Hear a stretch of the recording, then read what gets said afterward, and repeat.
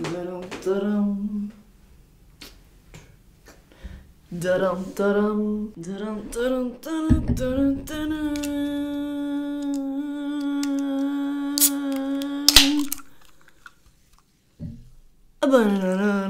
I just thought that I would break out the fine wine for Valentine's Day. Happy Valentine's Day, babes. Whether you're getting ready for a date or I am your date, I hope that you have something fun planned. And sometimes staying at home alone with a glass of your finest White Claw is a great plan. I'll be with my dad on Valentine's Day and maybe we'll like go get breakfast or something, get a lot of weird looks from strangers. Or no, one of my gems fell off. Okay. Bravo. So what's the topic of today's video? Let's get moving and shaking. My Bloody Valentine, a cult classic turning true classic, question mark? Certainly one of the best holiday themed slashers in existence. Which, speaking of that, I have also done a comparison video on Halloween, on Black Christmas, and a ton of others. And I do have a general structure that I follow for these videos. No! My gem fell off again. RIP, we're rocking one eye gem for the video. So I'll be starting out with any relevant fun facts, box office numbers, historical data, and such. Then we'll move on to the plot comparison. What sweeping changes did they make or not make? Then we'll compare all the characters, who was the superior final girl, and who was the superior killer. Oh. A fly, a bug. After that, we'll discuss the general style of each film, and today that'll definitely be including the cinematography. Why do I still have the... I need to get it together. Today we have some rich subcategories within the topic of the style of the films because in the original it's definitely inspired by another classic holiday slasher. And in the remake, well, that movie is literally called My Bloody Valentine 3D, so you could guess what they did there. Finally, at the end of it all, we will be getting into the nitty-gritty of the themes of each movie. What moral fables were we meant to learn these fateful Valentine's days? Then I'll wrap it up by deciding which is the superior film. This should hopefully go without saying, but I will be getting into major spoilers for both of these movies, but I really only recommend that you watch the original before watching this video. I think you can just save your time with the remake, because maybe I'm spoiling this video a little bit, but aside from a few cool kills, there's just not really much going on that's like worth your time with the remake. So let's kick it off with the one from 1981. It was directed by George Mihalka and written by Stephen Miller. According to IMDb, this was shot with roughly a $2.3 million budget, but it only returned less than $5.7 million, and it was considered a financial failure by Paramount Studios. Even though it technically wasn't, and it did double what they spent on it, but I think that they were trying to ride the high from Halloween, as many studios were doing, and they thought that they would see the same success as Friday the 13th, but that just didn't happen. Not to worry though, because it did gain a cult following, and it's still beloved to this day. I mean, you and I are still talking about it, so cheers. To do my research for this movie, I did watch a panel that they got together for the 35th anniversary of this movie. A bunch of the actors, the director was there, I think maybe a producer or two, so I got to learn a lot of juicy secrets about production. This movie was filmed in a small town in Nova Scotia where they did find a real mine to shoot on location in, so they struck up a deal with this town and they got the location secured. However, months later when they returned, the town had taken it upon themselves to fully renovate the mines. We're talking a full cleanup and paint job like it was sparkling new. So it cost them an additional $50,000 to fly out scenic painters and production designers to re-dirty the mines to how it looked before. I know I'm laughing, but it was well worth it because of like the grimy, realistic atmosphere that is shown in the movie. You also probably remember this shower scene when they're down in the mines. Fun fact about this scene, that water was 35 degrees Fahrenheit according to the actors on that panel. And not only that, but the director had them do the scene fully nude because he wanted them to be in character as if they were really these men that were working down in the mines. Even though you don't see below the waist at all, but I'm sure that it probably did help them feel more in the moment. Also worth pointing out, during that scene, they were all kind of talking about having sex with their girlfriends and stuff, and I wrote down here in my official notes, at 4 minutes and 30 seconds, men showering together talking about sex. Because that's not gay. Sometimes I'm just effortlessly hilarious. But if you want to hear some real tea, listen up to this next part. The scene for Harriet and Tom's death is only revealed after the fact, but what if I told you they shot a way grosser version of it? Like, it was disturbing, and so in fact, here is Mihalka describing the original scene in great detail. And the miner shows up. Obviously, every time Tom does a thrust of his considerable member, she sort of acquiesces and enjoys it with big wide-eyed enjoyment. As he keeps gently thrusting along, the miner comes up behind and takes the ogre and slams it into his back. Which obviously makes Tom more wide-eyed. well, let's say it makes Tom, you know, that next thrust is a little more forceful. Harriet obviously goes, ooh, and opens her eyes and looks up to see Tom bleeding out of his mouth with his eyes popping out, and the blood goes directly dripping into her mouth. Just as she screams in abject terror, the miner decides to couple them forever. To which she, of course, heaves her pelvis and now bleeds back. And they end up with their mouths together like in an eternal kiss with blood dripping off on both sides. Oh, wow. Yeah, it was. When the Motion Picture Association of America saw that, they said, we're not talking about cutting out frames here. If you don't cut out that whole scene, this movie will never get shown. So yeah, that's something for sure. It's a shame that we'll never get to see that because that original scene was lost. They were talking about how they used to shoot on film, and like back in the day when you could only shoot on film, you didn't have digital storage and everything. You had to pay to store the film in these like special vaults. And if you have a ton of unused footage, like you want to be able to keep it, but it can be really expensive to store it. And somewhere down the line, maybe when the MPA demanded that they remove that scene from the film or something, it didn't get stored properly, whatever, it was lost forever. But on a cuter note, we do have a fun fact about Lori Hallier, who played Sarah in the movie. She was talking about what it was like to play in a love triangle. She said that when you have an on-screen romance, in order to conjure up those feelings of love and portray them on screen, you have to find something to fall in love with about your scene partner. She said that they could be the most awful person, but it doesn't matter. You could just find like one single thing to latch onto, and that'll get you through the scene. But apparently the men of this film were lovely to work with, so she didn't have to strain herself. And lastly, for the fun facts, Mihalka was asked by an audience member on that panel if they would ever make a sequel, and he seemed pretty hopeful at that time that one would be in the works soon, and this was shot in 2016. Things might have been moving, but then got derailed by COVID, but I never really heard any news about a sequel, so I'm not sure. There's a really interesting Bloody Disgusting article that was released about a year ago where Mihalka goes very in-depth on his sequel plans. There were many different sequels that were planned that just never came to be, but after 40 years, he still has not lost hope for a sequel, so why should we? On that note, one of the many times that a sequel to this movie was derailed was in 2009 when a little movie called My Bloody Valentine 3D came out. This was directed by Patrick Lussier and had a budget of $14 million and went on to make a whopping $120 million in the box office. For my behind the scenes research, I did find some red carpet interviews of the premiere of this movie as well as a behind the scenes featurette. Yet again, they were able to find a real mine to shoot at, this time in Pittsburgh. They also didn't build a single set for this movie. It was all on location about 200 feet underground, which is just a big ol' nope from me. The only kind of set piece that they built for the mines was a cage, but they brought that whole thing down into the real mines. So the conditions were terrible. It was really, really cold. It was very damp. And the director, Lussier, was acting like it was a flex when he said that there were people that had worked in the industry for like 20 to 30 years that were on his set that said that they had never worked under worse conditions than in the mine. He just had this weird bravado about it. I don't understand that mentality when it's like, yeah, we just worked under the worst conditions, but we still made this movie. It's like,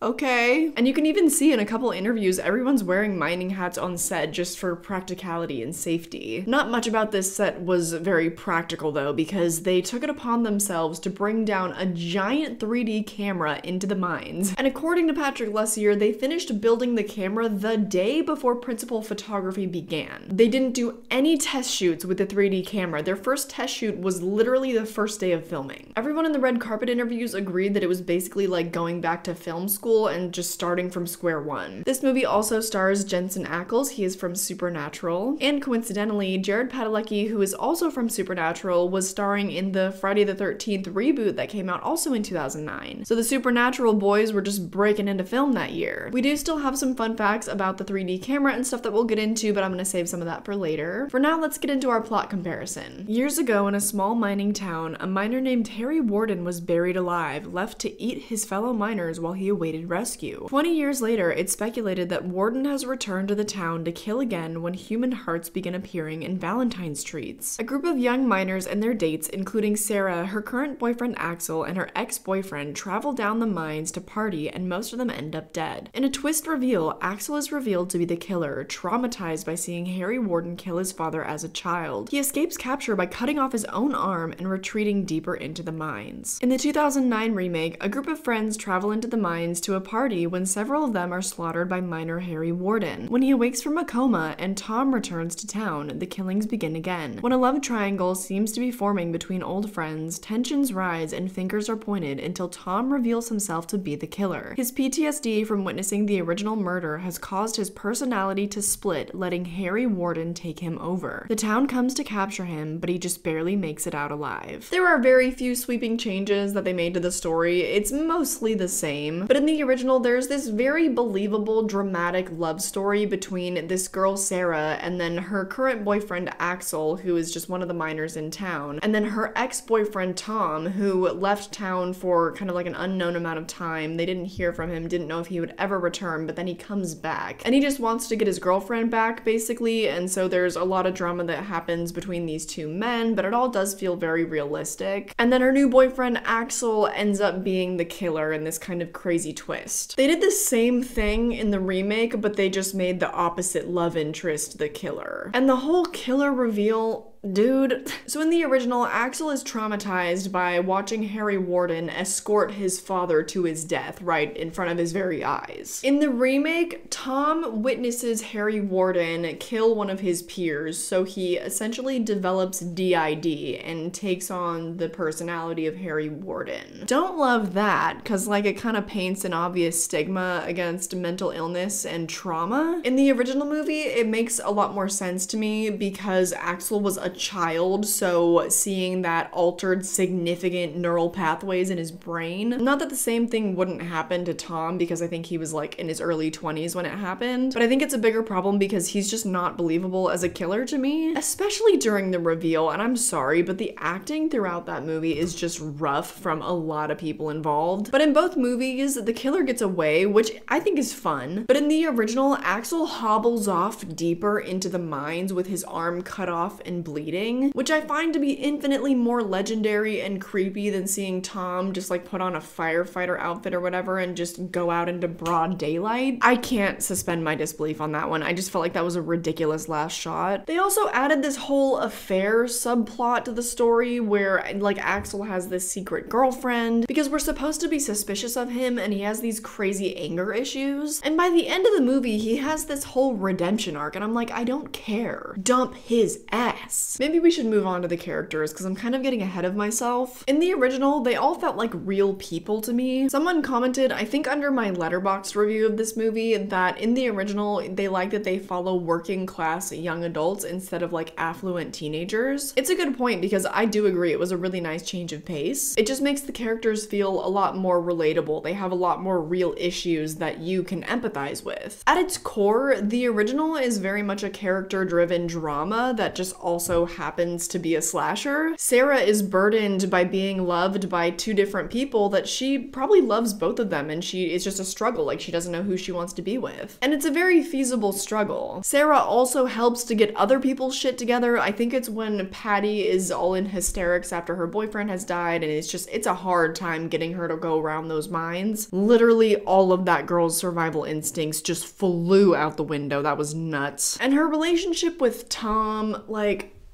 I don't know. I ended up rooting for them by the end of the movie. I think it was just very circumstantial because I was not a big fan of Tom for most of the movie. I think he was a better choice than Axel because Axel had these weird anger issues, which, you know, now we understand a bit more clearly. Tom also kind of kidnaps her for a date at one point, but we kind of just blow past that. But at the end of the day, I kind of chalked up that behavior to him knowing her really well, and it kind of did work out in the end. Also, their chemistry together was very real. Her chemistry with both of them was very real. And hearing her talk about it on the panel, how she found something about them to fall in love with, so, you know, her scenes would be better, I think is really interesting. So I kind of root for her and Tom, but it's still just really hard for me to like him because I'm like, dude, you left and then you came back just expecting her to like run back into your arms. It's kind of a dick move, like, all right. But as they grew closer together again, it's nice to have them as a final couple. Big mood for a Valentine slasher, I like that. Axel as a killer works for me. I think that the whole reveal and ending is pretty strange, but it works for me. He's not the most likable character up to that point, but at least you can sympathize with him that some dude just came back to town and is just trying to steal your girlfriend incessantly. In the remake, I like the final girl, and that's about it. Axel gets on every one of my last nerves with his dirty, rotten, scallywag behavior. They make him too obvious of a red herring to the point where he's just fully unlikable. Because you have to think that he's possibly the killer. That's the whole idea with the writing surrounding his character, but then by the end it's like, okay, he's not the killer, but he's still a shitty guy. To which again I say, dump his ass. Then we had Tom, and Tom was weird. Edward Cullen is the only man that I will accept acting all broody and mysterious anymore. These days, I just want love interests to be nice and normal. So Tom coming back and being all like, I'm selling my shares of the mine, you just wouldn't understand. But you disappeared.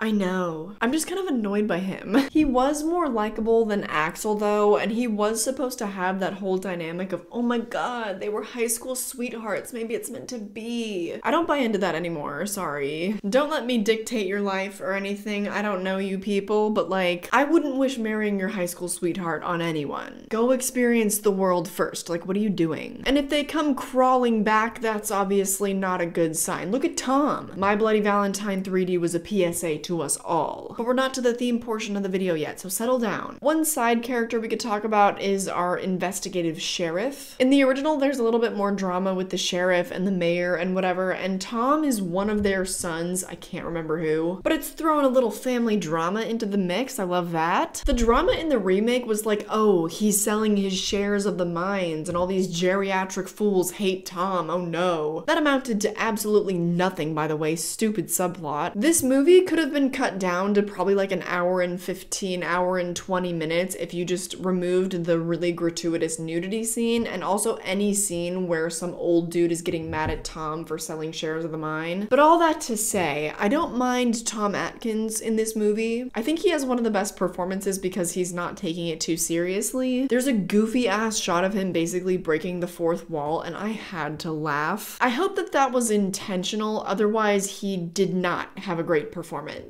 But he did have a great death. This was fun, just got right up in there. Overall, it's pretty much a sweeping win for the characters of the original because I think just the better acting and the better dialogue made them feel so much more real to me. Also, shout out to my favorite side characters and my favorite couple of the entire movie by far. These people. Ordinarily, I would be like, Hollywood, please stop setting the bar so low for cis-het relationships, but they were cute as fuck.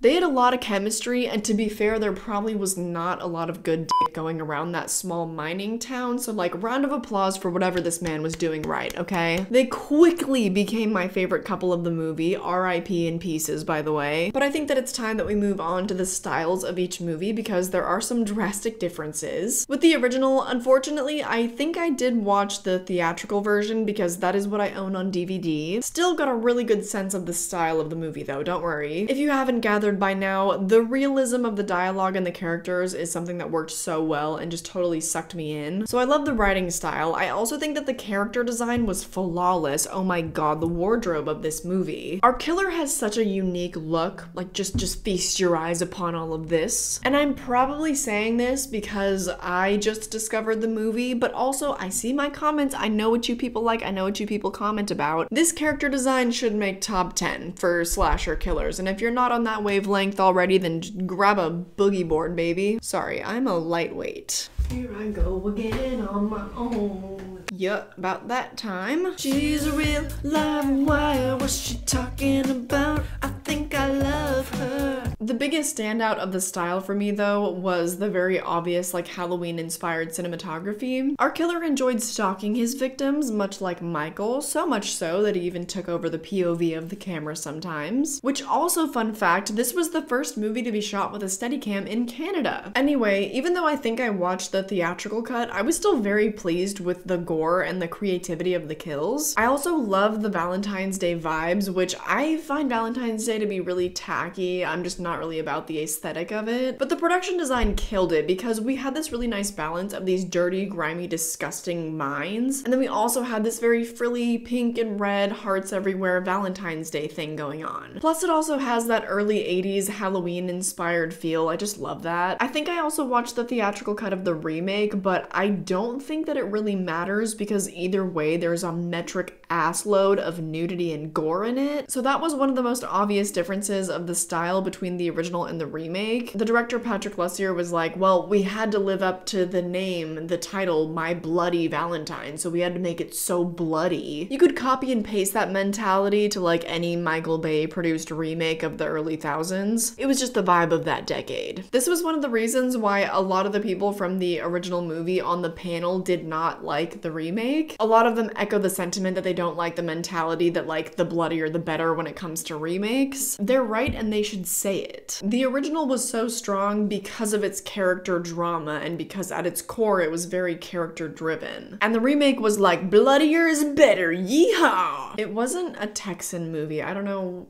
Okay. They borrowed pretty much all the same gags, the screen was just more red. However, something new they did bring to the table was the 3D shooting style. Yeah. Because we were all asking for that, right? Before I even show you a clip of this nonsense, let's just listen to what writer Todd Farmer had to say about the 3D. As far as the 3D gimmick, were you writing with 3D in mind? 3D gimmick? This is no gimmick. I grew up with Friday the 13th 3D and Jaws 3D. It's not like that. It's not flat, and then something, flies right at you. This is not how it works today. You're completely inside the movie, and it's great. You're sitting there in the audience, and the killer could be sitting right beside you. So that's different. So he's like, nah, it's not a gimmick. You're literally in the movie.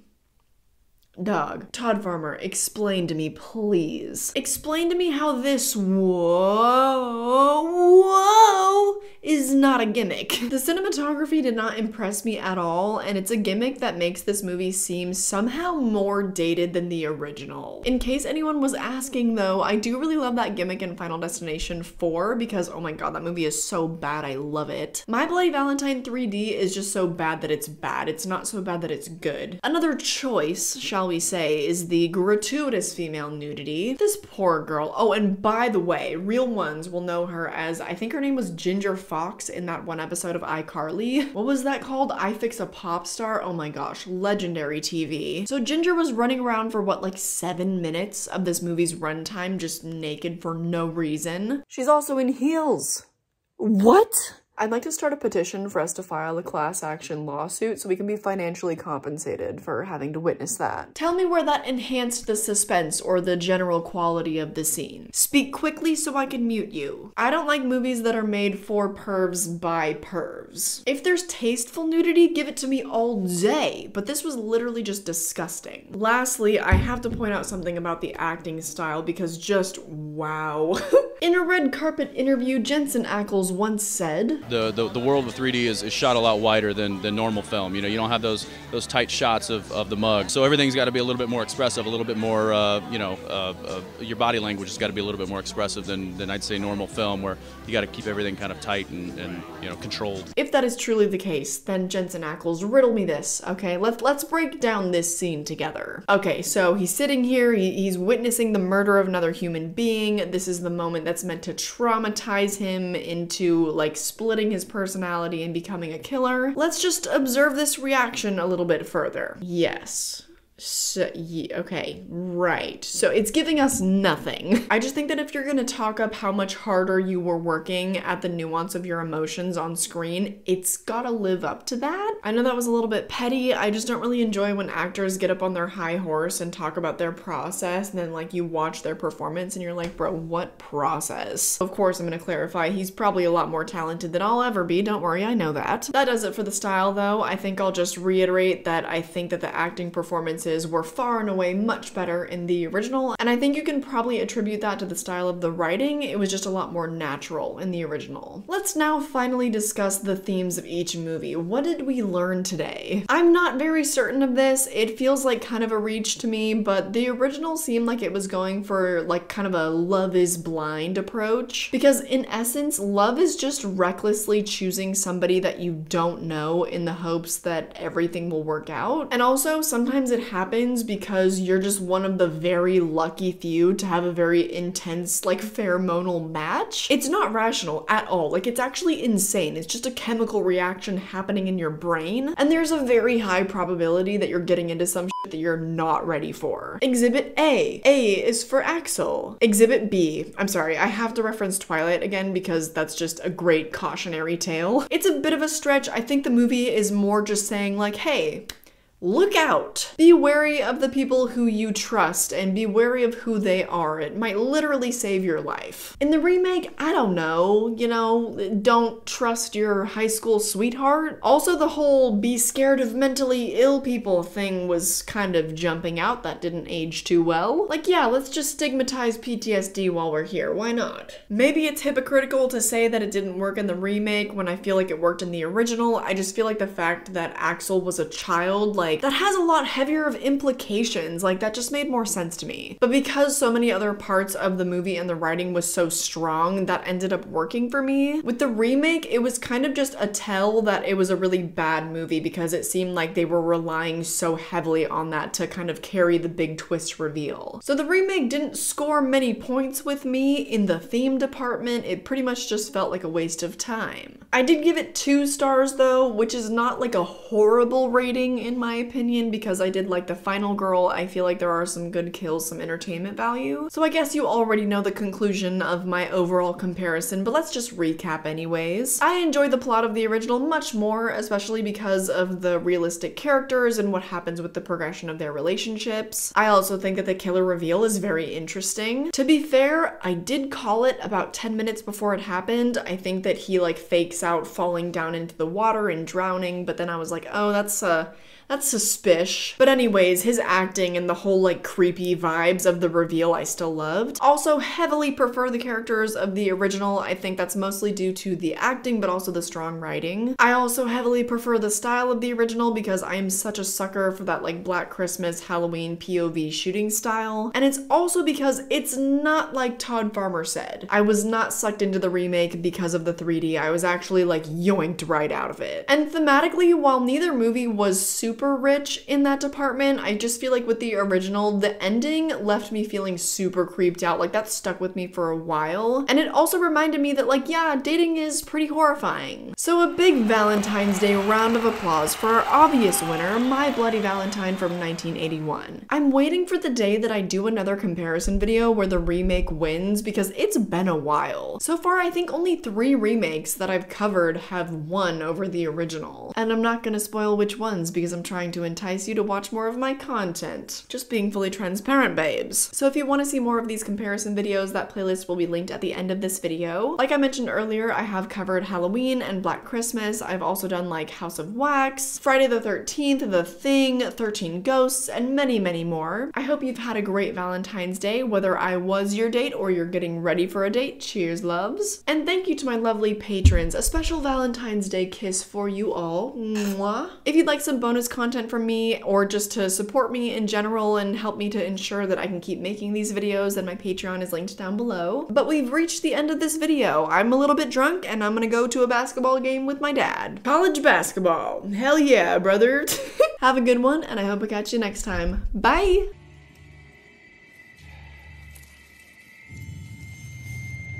Happy fucking Valentine's Day.